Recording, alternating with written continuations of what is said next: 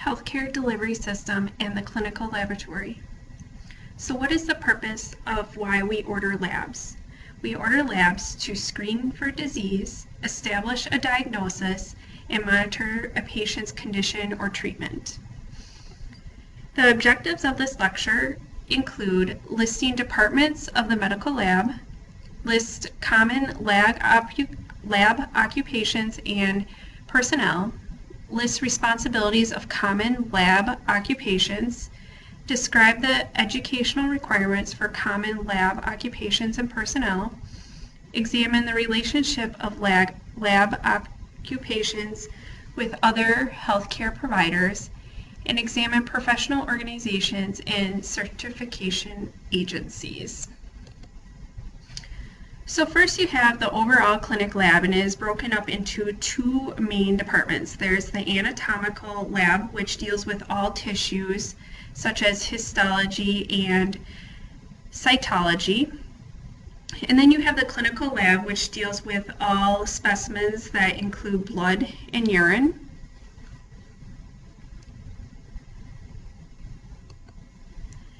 Lab personnel, so you have the lab director, which is usually a pathologist that has a PhD.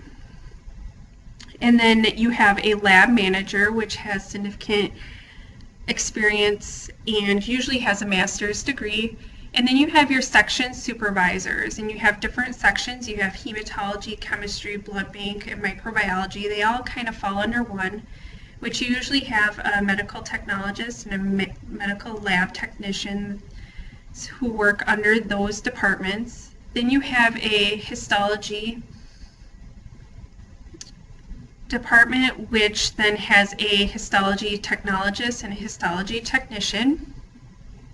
The cytology department has a cytology technologist typically, and then the phlebotomy department has a phlebotomist. So the laboratory director is usually a pathologist or a medical doctor. It functions as clinical pathology and anatomic pathology. The laboratory administrator manager, usually the credentials are a master's degree and 5 or more years of experience in the lab. They function with technical and administrative management, technical meaning whether the machines are running properly and equipment that is needed, and then the more administrative is staffing needs. Other lab personnel are MTs, also called medical technologists. They usually have a bachelor's of science, a 4-year degree. Medical laboratory technicians, also called an MLT, usually have associate degrees.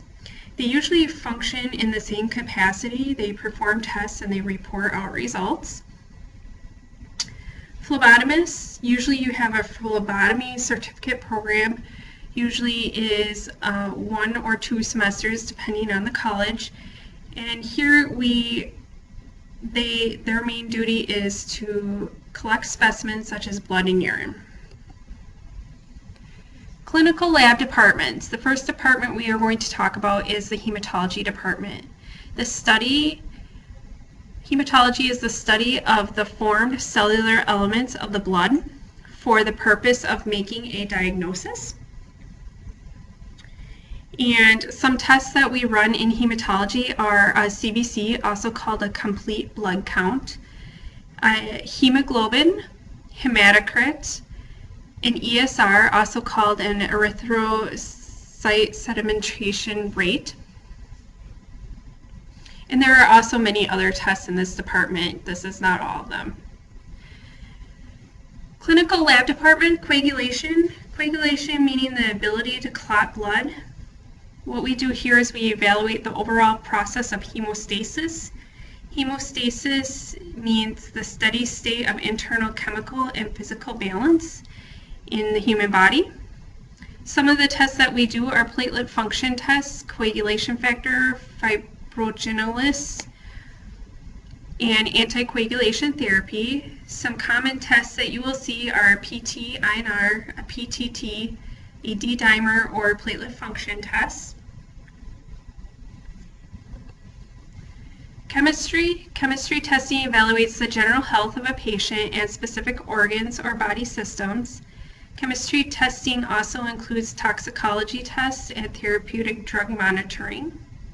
Some of the tests which include but are not limited to a complete metabolic panel or a CMP, a basic metabolic panel or a BMP, also called a Chem 7, liver function tests, renal function tests, cholesterol, and this is just a few of the tests. The list is very lengthy for chemistry testing. Chemistry also has what's called panels, where we group together a bunch of tests that are commonly ordered together. Some examples of panels in chemistry are a basic metabolic panel, a cardiac panel, comprehensive metabolic panel, electrolyte panel, liver panel, renal panel, and the list goes on. And the reason why we do the panel testing is to group together tests instead of ordering each individual one. And this can sometimes minimize costs for the patient and the healthcare facility, and it can prevent patients from being poked repetitive times for individual tests. Chemistry is done in a very high-tech way with an automated instrument and computers that are designed to work in with small volume specimens. As you can see here, here's a chemistry analyzer. Another clinical department is blood banking, also called immunohematology. Testing performed is for usually transfusions of blood or blood components. Some of the tests that we can do are blood typing, antibody screens,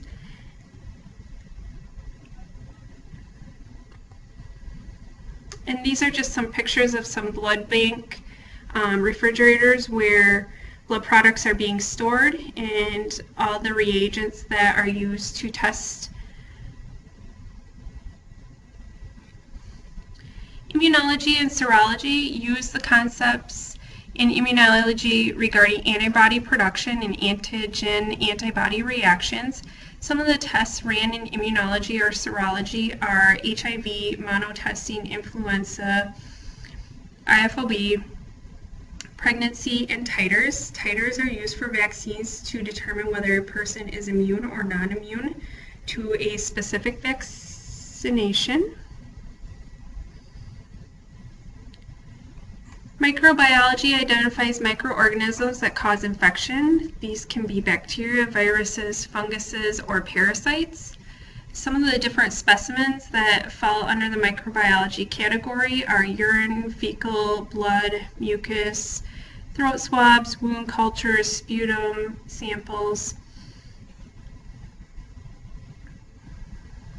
Some of the tests that we perform are AFB cultures, blood cultures, a culture and sensitivity, typically done for those of a urine culture, that's the most common, fungal culture, gram stain, occult blood, and ova and parasite.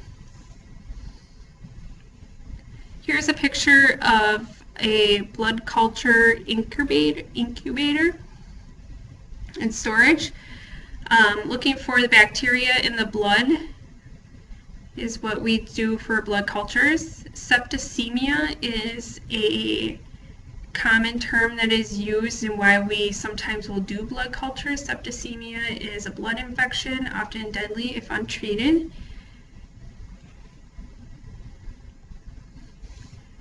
Routine screening procedures for urinalysis to detect kidney and other metabolic disorders. Collection and handling, there are many types of collection. First morning specimens, typically we use those for pregnancy testing. Random specimens, 24-hour specimens, drug testing.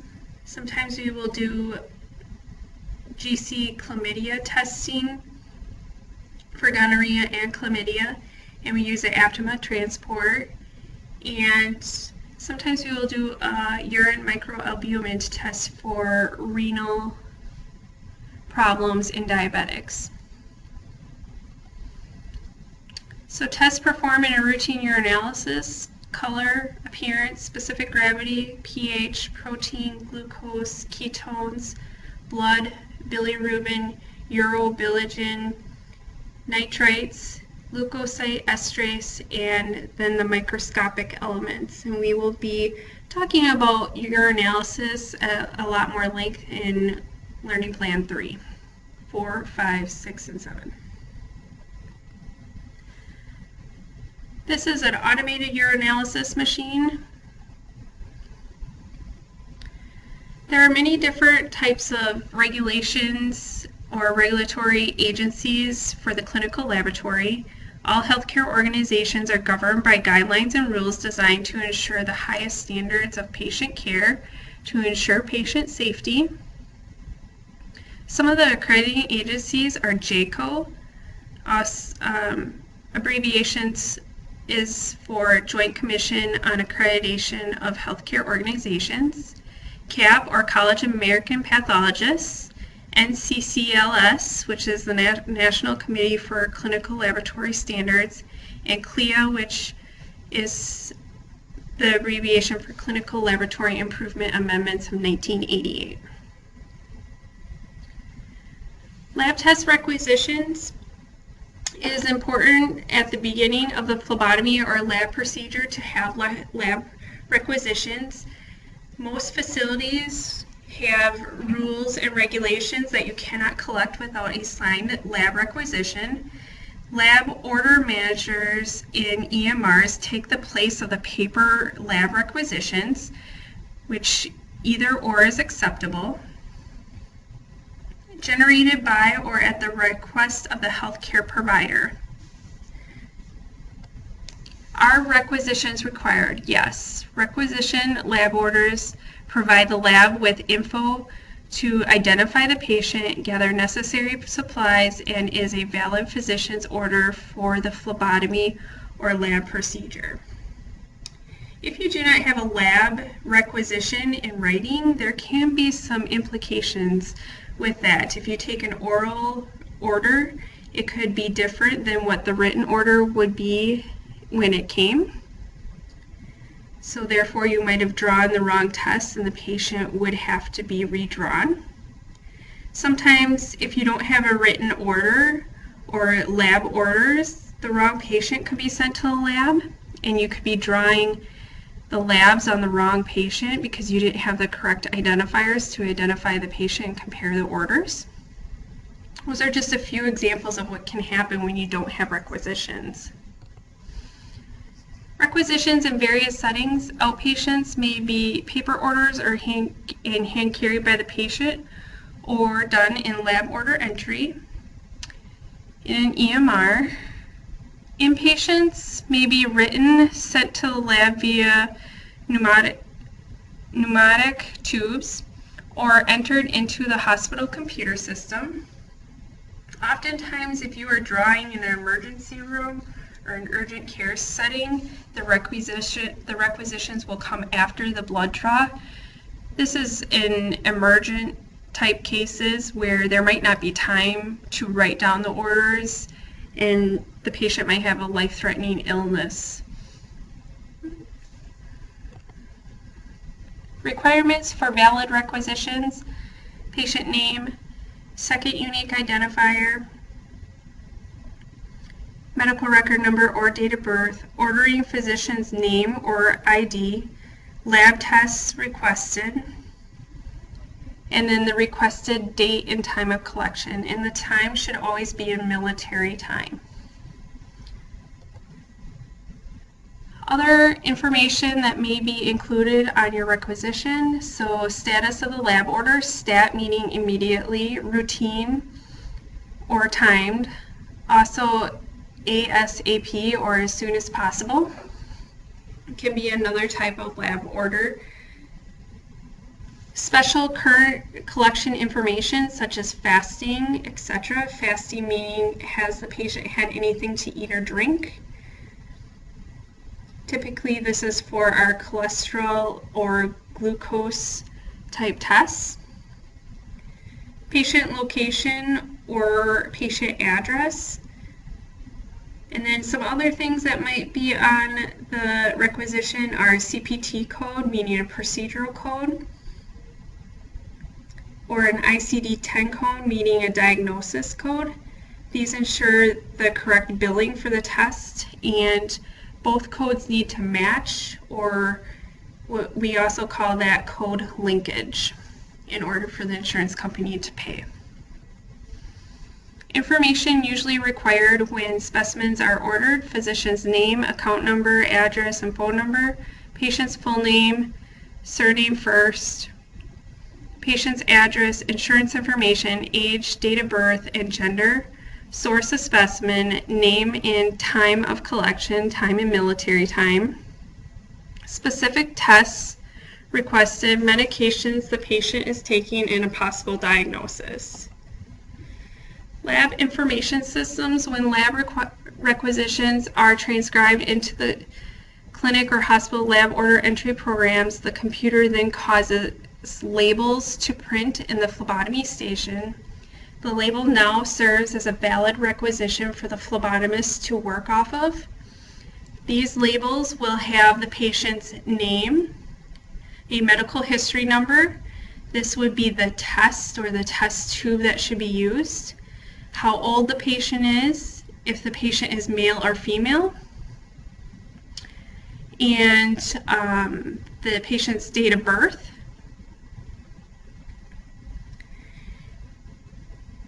And this also shows which tests are going to be included in that test tube. So this is a myoglobin, CK, troponin. This one is a PST lab tube, which we are going to get a CK off of. So it tells you a lot of information that you need in order to collect. Then you also, it will print the time that you are collecting it, or the date I should say, and then you put the time and your initials.